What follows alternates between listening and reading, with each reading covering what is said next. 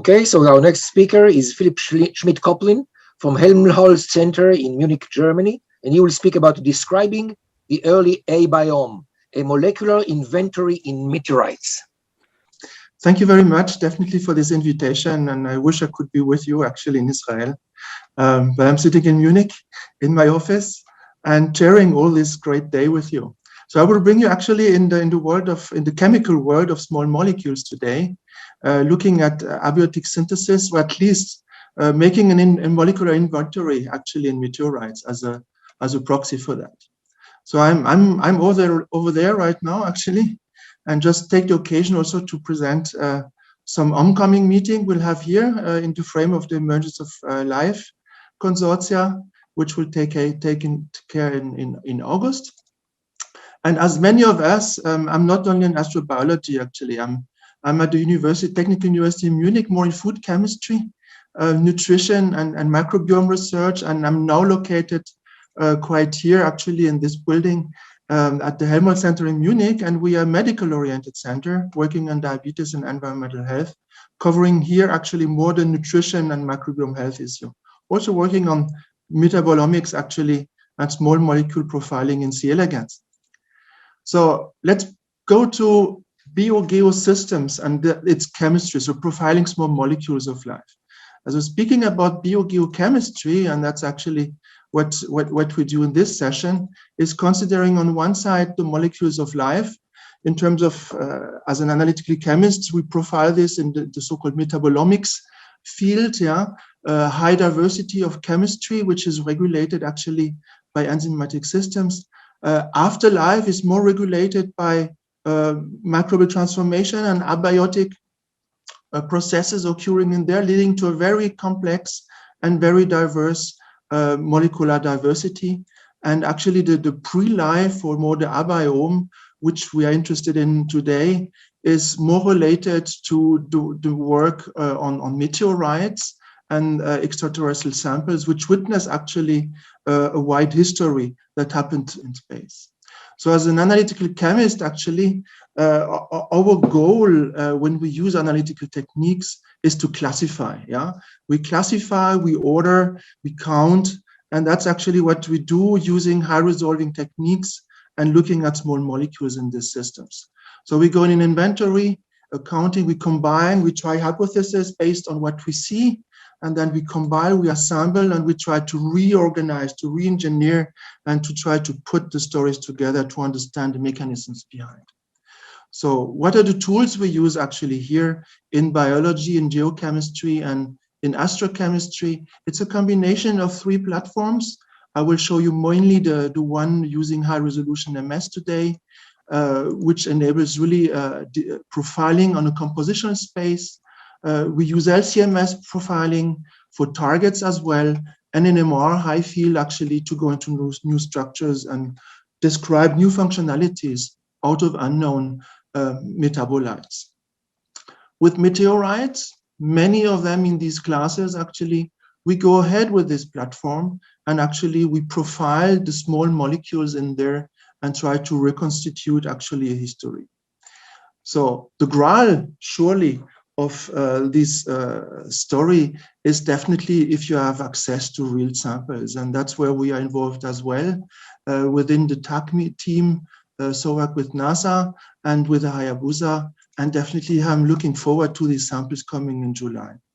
But to enable to understand what we will measure with these single samples coming in, which are very very nice and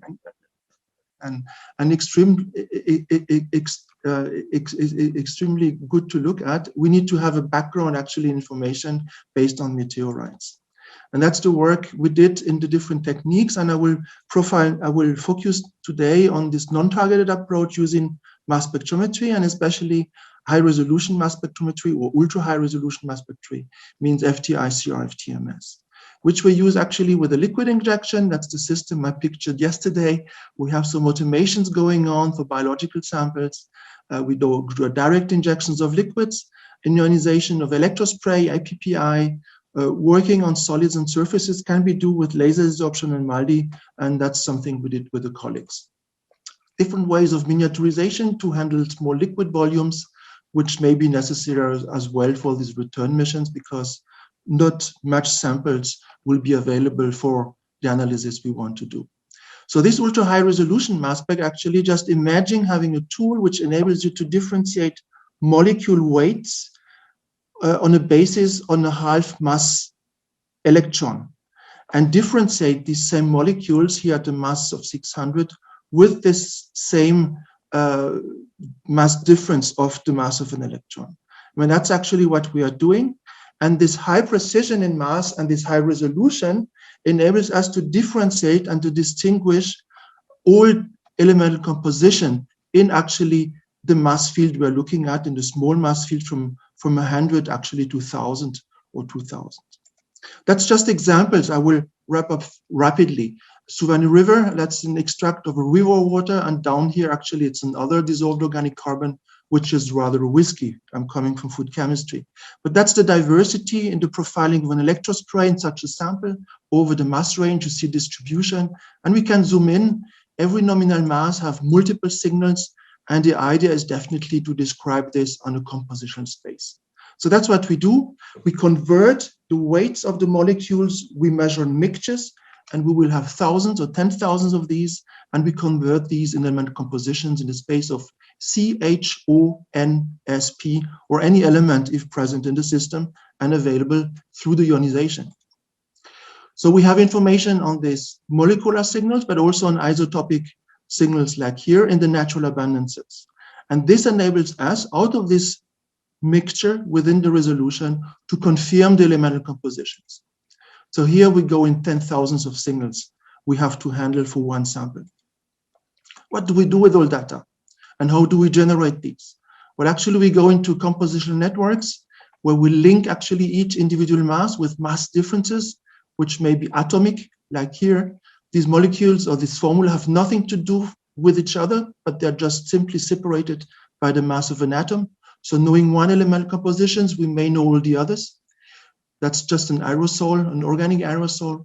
We can go in a functional annotation, looking at mass differences corresponding to homologous series. Here, homologous series in CH2 and SO3. Here again in carboxylations, in hydroxylations, to reconstitute actually whole networks of the masses in the compositional space. So we have now a view of the compositional space in the various abundances of these elemental compositions in the system. That's what we can do.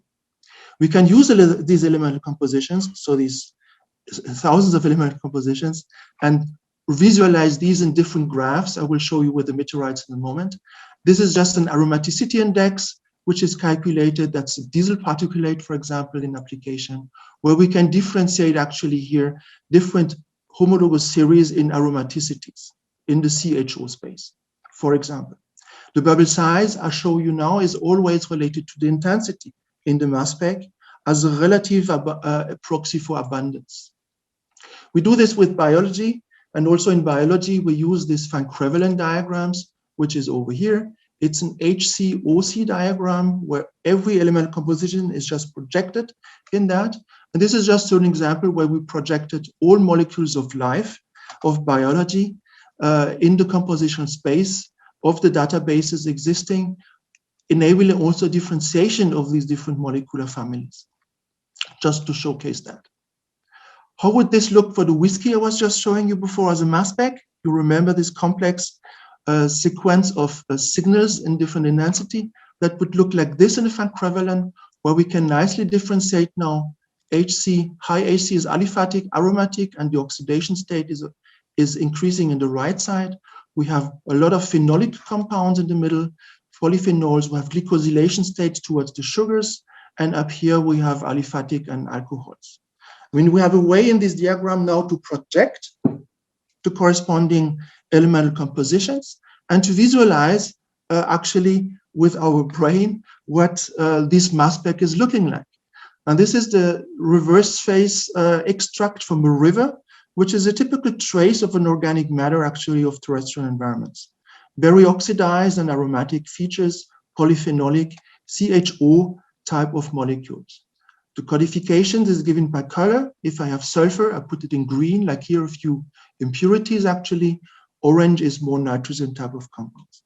So based on this, actually we now can already look at this scale of biogeo in a way of geochemistry, where you have a continuum of intensities of highly reorganized material by microbial and abiotic reactions, and a biological world. This is a wine, by the way, where you have individual signatures in the systems, which are corresponding to the different metabolites we're observing in this mass range of different families of compositions in CHO, nitrogen, or sulfur containing, and having regions, as I showed you before, where these molecular families can be put in. It's just a projection. So you can also here imagine that we have different ways to set up visualization of these data sets in different type of projection in 2D. But what about this abiome and this pre-life issues? This is now what we go to explore and going into the chemical signatures of meteorites. Meteorites, actually these stones which fall from heaven sometimes, which are collected immediately if seen actually and observed, which is perfect, very fresh material, or which are found in deserts or in cold or in hot deserts. You also can have the luck to find some, and that's the Stubenberg meteorite, which actually I was lucky enough to find as well. You see here an example, it's an LL6, shock stage 3, which we found in Bavaria. It's the 11th Bavarian meteorite, which has fallen 2 years ago. After observation, calculation of the possible falling site has been of the Struve field has been calculated, and we went over there and collected material. So here already we can think about terrestrial contamination. Yeah, how would this affect spectra? How would this be individualized to the androgen organic matter? Yeah, that's actually a big issue and discussion and need. Organic matter and meteorites, really depending on the classes of the petrology and the history of these meteorites, you will have different percentages or per mil actually in the system, different depending on the class actually of these meteorites. And the classes are also related to shock and thermal metamorphism and aqueous alteration. Yeah. So that's actually a possibility in the out of the petrology classification of these meteorites. And we use this information from petrological side to actually classify our organic profiles, as you will see in a moment. In a classical way, actually, molecules of life are targeted. Yeah, small peptides have been found recently. Amino acids and non-proteogenic amino acids have been found. Today we saw ornithine actually in the talks. Nucleobases were shown there's sugars, etc. So the basis of molecules in the high diversity, which we see in life as well, can be found in these various meteorites, and especially in the most pristine ones, which are the organic chondrites. And in complementarity to these studies, which are done by my colleagues and many colleagues here in Europe and US, I'm profiling on the non-targeted way, like we are used to do it. Like I showed it for the whiskeys, and now as we do it in biology. So we went into extraction of the meteorite under solvents, different type of solvents, from polar protic actually to apolar solvents, and we measured the FT-ICR in positive electrospray, negative electrospray, showing this diversity of signals. This is just one nominal mass, actually, where you see actually the differentiation due to the solvents and the different amounts of compounds and selectivity we get out. We now have a procedure where we sequentially go ahead with methanol, dichloromethane, and hexane, and that's what actually is used also in the return missions. And this signal density actually is converted into compositions. And you already see as well in this one elemental nominal mass here, 355, this regularity in signal intensity over a discrimination of mass differences, which are very straight and very regular, which is actually a sign of this abiotic synthesis. In biology, we would have some single compounds just randomly, visually in such a spectra, which are actually regulated by biology. We can extract the different families in nitrogen-containing, sulfur-containing, CHO, CHNOS out of this Murchison meteorite, methanol extract in this case. And you see again here this distribution of the signals, which is typical of the endogen material of the abiotic synthesis. In this first approach, these very large signals coming out can be assigned to terrestrial or to contamination. And that's actually how we go in the first approach in the evaluation of this spectra. Just visualize in such a diagram here, number of carbon relative to number of hydrogen in the formula. These big bubbles are the high intense compounds, which correspond to kind of impurities, and which we disregard actually in our mind in type of interpretation, in molecular interpretation. This is how it would look like in the HCOC diagram. This is actually Aquasarcas, a similar CM2-like Murchison, and we individualize aliphatic and aromaticity. Just imagine phenol would be here, yeah, at this level, and or pHs would be down here, very condensed material. And so we deal with very aliphatic material in these objects, which are and relatively poor in oxygen. You can differentiate this projection in the different families, classes, and make some countings. And that's actually always the first approach in our study. We have no possibility of kinetic studies of the abiotic chemistry which is happening there. But what we can do is really to have a deep chemical description of one site with different ionization techniques, but we also can go in a diversity of folds, in a diversity of petrology, reflecting different stresses in shock temperature and water alteration, go through this systematic petrology and try to reconstruct the different effects that led to the steady state we are looking at the moment we observe these objects. And that's actually how we are proceeding.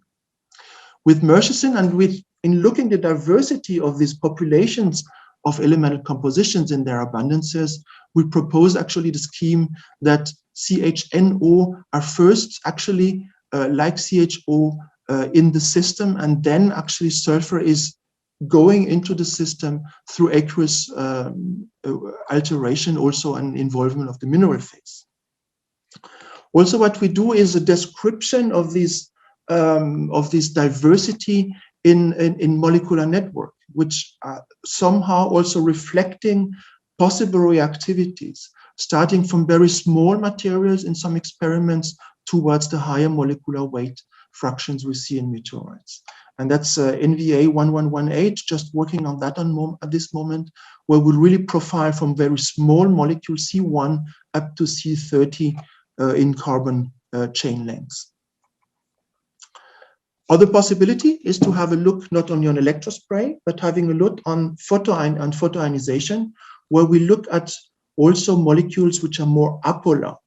This is just illustrated here, electrospray negative in this upper row here, and electrospray positive of Murchison in the second row, and the APPI showing more aromatic compounds, polyaromatic hydrocarbons partially, also lots of CH without oxygen, or CH with nitrogen and sulfur, but without oxygen compounds were reported there, and in their high diversity and chemical series actually, and homologous series. Another possibility is to look at laser desorption of the insoluble part, and that's what we did with the meteorite Paris. This is a soluble part here, typical, yeah, very aliphatic, low oxygen containing. If we go into a laser desorption of the insoluble part in any solvent, we see a very strong aromaticity, yeah, really close to furulanes, very close to very condensed aromatics in this system. Yeah. So actually, the message here is we have a continuum in solubility, in polarity, in chemical structures, in chemical family, and this is a diversity which is over there, which is the basis actually in its evolution, actually depending on the different stressors to lead to molecules which may have led to life at some point or another. So it's setting up the basis in the inventory of these molecules in meteorites using these different techniques. We have a high reproducibility. This is Murchison we extracted over many years, different times, and that just shows you that this footprint we have is typical here of Murchison. Yeah. And that enables us now to go into differentiation in different meteorites. This is Aquasarcas, folded in Costa Rica very shortly, also showing this very regular pattern. Some impurities are in between. We don't care about that. It's the pattern which is of interest. And we can make some countings, and you see the redox may be different in these two samples. Aquasarcas having molecules up to 5, 6, 7 sulfur, Murchison having maximum 3 or 4 sulfurs at this level. We can go on. This is Maribo, fold in Denmark 10 years ago, a little bit more than 10 years ago. You see same profiles. It's a CM2 from the classification, but lower molecular masses, which may have a reason actually from the history of that on the parent body. We don't know yet, but definitely we can compare, and that's what we do here. This is an Antarctica CO3 type of meteorite, which is heavily affected by sulfur chemistry. That's the red and the green dots. And then we can go on like this, and sometimes we see meteorites which have almost no signature. So that's not an instrumental artifact. That's certainly only the fact that this was seen in Sutter's mill here. We have a loss in nitrogen and sulfur containing compounds. And this is due actually to the fact that this meteorite had some pyrolysis and had some thermal shock actually also on the parent body.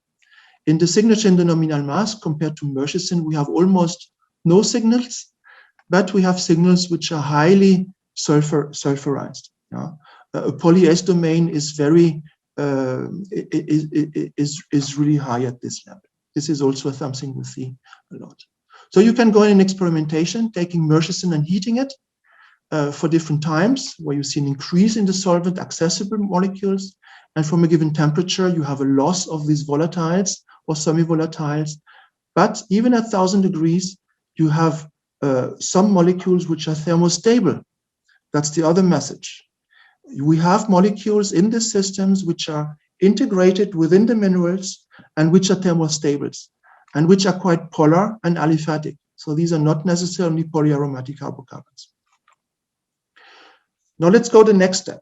We just profiled about 80 different CMs and COs, organic chondrites.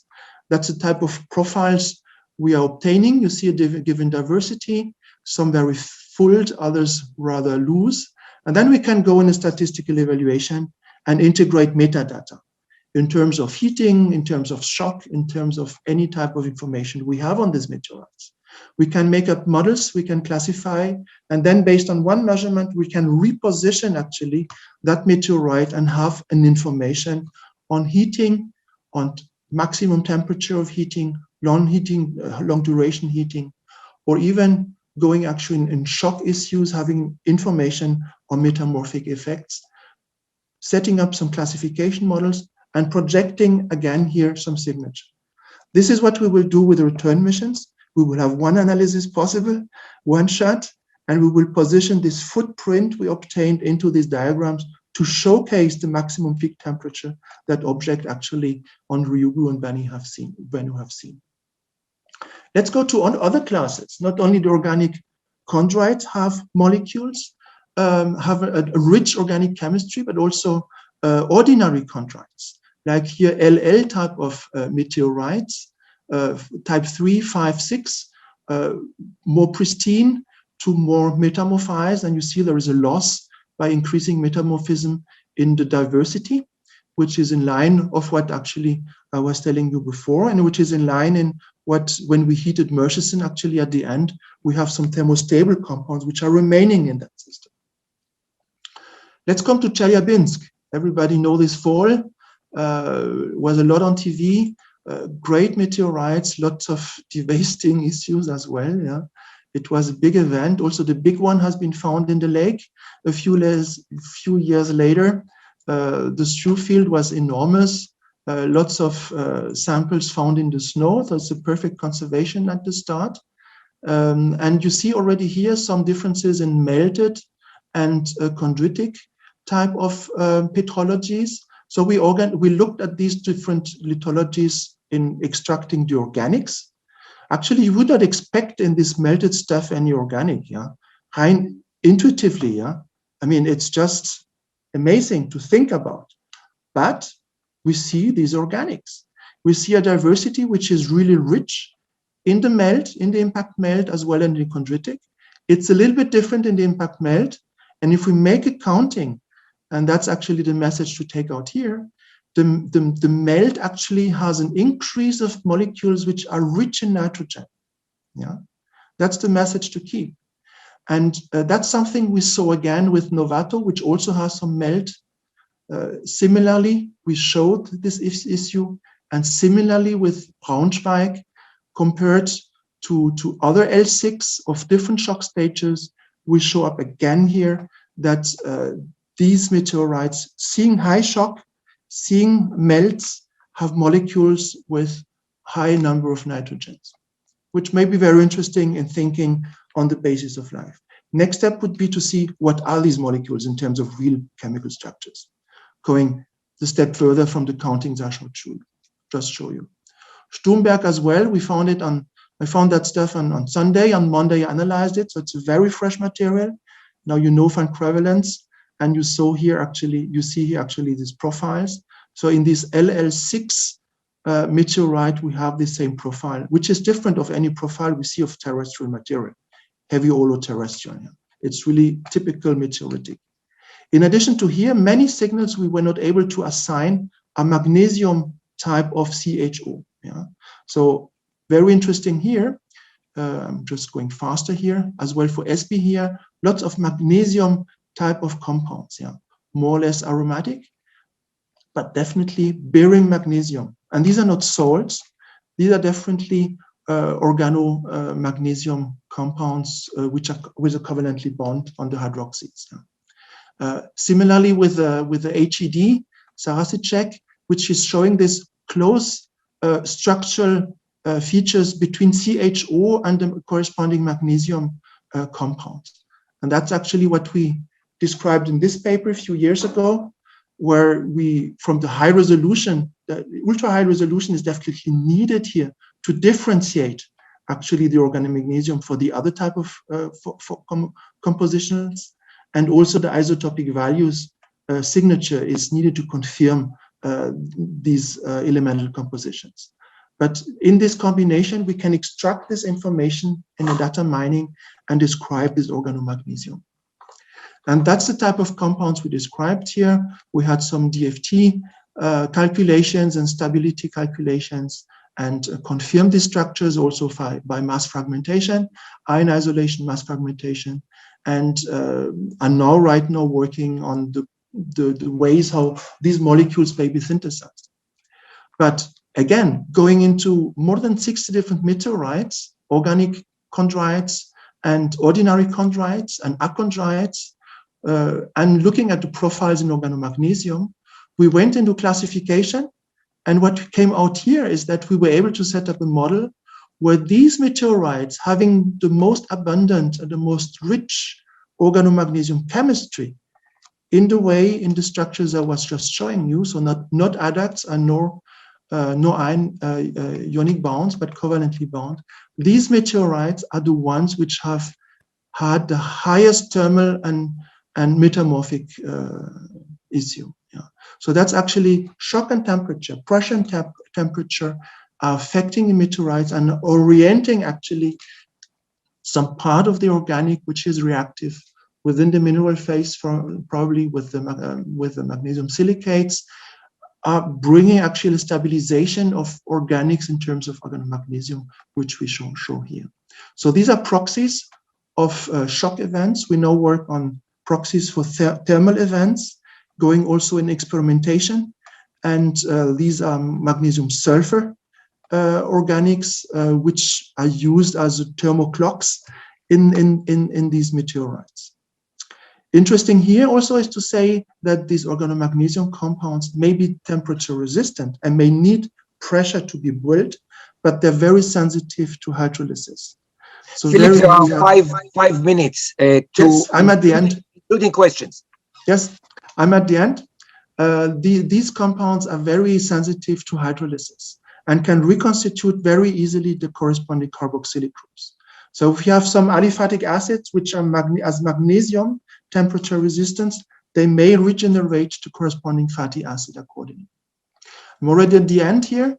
I was showing you actually this biogeochemistry in terms of diagrams of compositional space. We have this terrestrial geochemistry issues, which are looking more like here, yeah. Also, the soil organic matter would look like that with some biological signature in addition. This is a typical biosignature, and this is our signature from the abiome, from the chemosynthesis we have actually in meteorites. So we looked actually at this diversity profiling. Certainly the next step, and in parallel to this, we need to go in a target analysis. These my colleagues do at NASA in very detail and quantitatively as well. And these witnesses, meteorite as witnesses of the processes, actually, that's actually what I wanted as highlight to bring you over here. Which we have life-relevant molecules in there in these diverse compounds. We have nitrogen-rich molecules which are then generated by high-pressure temperature conditions. We have a whole continuum in carbon oxidation state from IOM into the soluble phase, and we have a sequestration possibility of carboxylate carbonic structures in terms of magnesium. That's actually also a message I wanted to give you. So organics are not only polyaromatic hydrocarbons, but also a wide range of molecules which are thermostables, which we find in there, and which then are the basis actually, and the pool, the buffer in physicochemistry actually for the generation of processes leading to life. So at this stage, I want to thank all the groups at university and at the Helmholtz and the students involved in these studies, Marco, Phil, and Alex at this point. And also Doron and Amit, thanks for the invitation, all the team behind. I'm really glad to be able to share these issues with you and see you on Zoom. We'll manage to meet personally, I'm sure.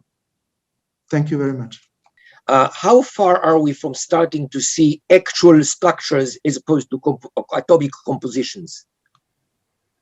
Yeah, that's the next step. I mean, what I showed you here is only the studies based on direct infusion and high resolution mass spec. It leaves you an information on compositional space. The next step is to use the other platforms, NMR. We have a paper on Murchison and NMR where we really go in structures out of the mixture, and LCMS, where we separate the molecules before and we separate the isomers before, and then have a mass spec and fragmentation even issue. And then you can go in structure identification in some cases, or profiling to a given stage. Yeah. So we go step by step actually in structure identification of some of these compounds we see there. But these are 10,000. Thank you. Amit, you have a couple of questions? Yes. So the first question is, how do you subtract the biological contaminants from your chondritic data? Yeah, that was one of the messages I tried to give over. If you look at the mass spec in the whole mass range or in the individual masses, you see the distributions.